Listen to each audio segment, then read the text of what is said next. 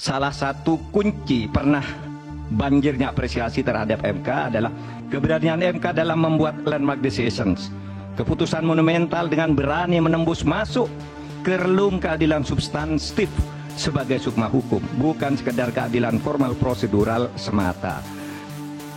Calon Wakil Presiden Ganjar Pranowo, Mahfud MD, meminta kesanggupan dan komitmen Mahkamah Konstitusi dalam menyelamatkan demokrasi dan hukum konstitusi di Indonesia. Hal tersebut disampaikan Mahfud MD setelah mengikuti sidang sengketa Pilpres 2024 yang diajukan oleh tim hukum Ganjar Mahfud di Gedung Mahkamah Konstitusi di Jakarta, Rabu kemarin. Semula Mahfud mengatakan bahwa Mahkamah Konstitusi pernah memiliki masa jaya dengan menangani kasus serupa yakni dugaan kecurangan pemilihan umum. Namun, Mahfud tidak menyebut persis waktunya. Sebenarnya masalahnya simpel. Pertama, Mahkamah Konstitusi itu pernah berjaya. Dihargai orang karena bisa membangun demokrasi yang hampir tenggelam. Bisa menyelesaikan kecurangan-kecurangan di dalam pemilu, kata Mahfud MD saat konferensi pers di Gedung Mahkamah Konstitusi di Jakarta. Dengan demikian, Mahfud mengatakan bahwa Mahkamah Konstitusi kerap menjadi tempat ujian tidak hanya untuk persoalan hukum, tetapi juga sebagai tempat menuntut ilmu bahkan hingga dunia internasional. Oleh karena itu masalahnya simpel. Yang kedua, Mahkamah Konstitusi sekarang ini berani apa enggak, mau apa tidak mengembalikan marwah Mahkamah Konstitusi dengan menjaga demokrasi dan konstitusi kita, katanya. Menurut Mahfud, Mahkamah Konstitusi harus membuktikan komitmennya menjaga demokrasi saat ini. Terkhusus saat ini sudah muncul persepsi yang mengatakan bahwa pemenang pemilu 2024 cenderung dekat dengan penguasa serta memiliki kekayaan dalam bentuk uang. Assalamualaikum warahmatullahi wabarakatuh. Ketua dan anggota Majelis Hakim yang mulia, saudara termohon dari KPU, pihak terkait dari kuasa hukum paslon 2 dan saudara dari Bawaslu.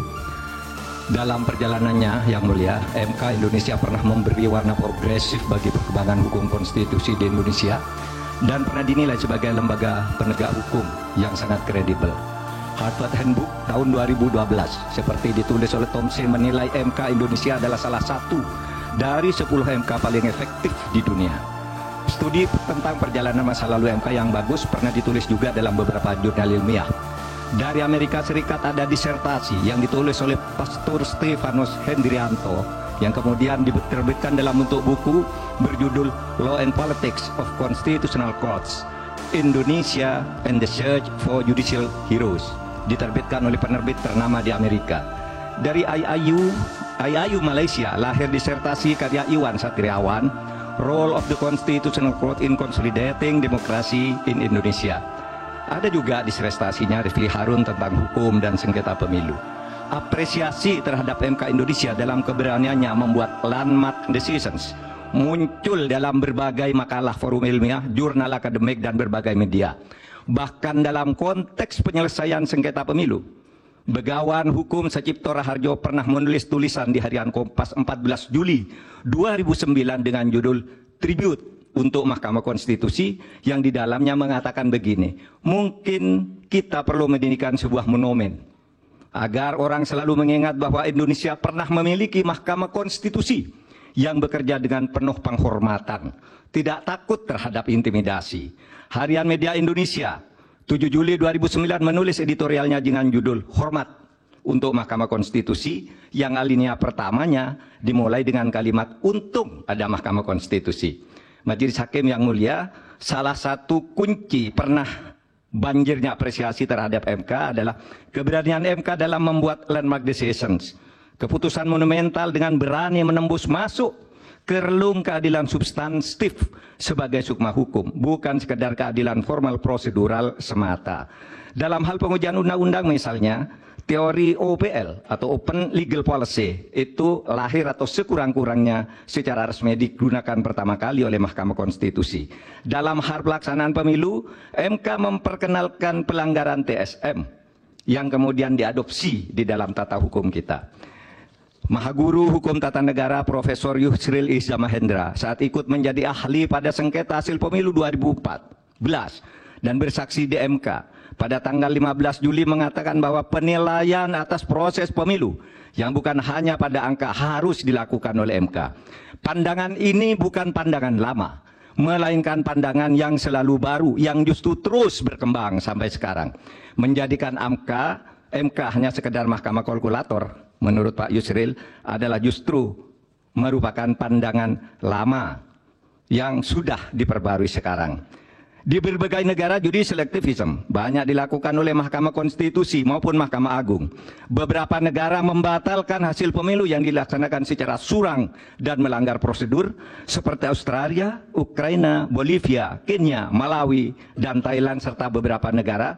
Yang satu disebut ada Belarusia yang dinilai sebagai shame institution atau institusi pengadilan palsu karena selalu diintervensi oleh pemerintah. Akhirnya kami tahu sungguh berat bagi MK dalam sengketa hasil pemilu ini. Pastilah selalu ada yang datang kepada hakim yang mulia untuk mendorong agar permohonan ini ditolak. Dan pasti ada pula yang datang yang meminta agar MK mengabulkannya. Yang datang mendorong dan meminta itu tentu tidak harus orang atau institusi, melainkan bisikan hati nurani yang datang bergantian di dada para hakim. Yaitu bisikan yang selalu terjadi antara ammaroh dan mutmainnah. Saya memaklumi, tidak mudah bagi para hakim untuk menyelesaikan perang batin ini dengan baik. Tetapi akhirnya kami berharap MK mengambil langkah penting untuk menyelamatkan masa depan demokrasi dan hukum di Indonesia. Jangan sampai timbul persepsi bahkan kebiasaan bahwa pemilu hanya bisa dimenangkan oleh yang punya kekuasaan atau yang dekat dengan kekuasaan dan mempunyai uang berlimpah. Jika ini dibiarkan terjadi, berarti keberadaan kita menjadi mundur. Kami berharap agar Majelis Hakim MK dapat bekerja dengan independen, penuh martabat dan penghormatan. Bagi kami yang penting bukan siapa yang menang, siapa yang kalah. Bagi kami, masalah ini adalah beyond election. Melainkan harus merupakan edukasi kepada bangsa ini untuk menyelamatkan masa depan Indonesia dengan peradaban yang lebih maju melalui antara lain berhukum dengan elemen dasar sukmanya yaitu keadilan substantif, moral, dan etika. Terima kasih Yang Mulia. Assalamualaikum warahmatullahi wabarakatuh. Waalaikumsalam.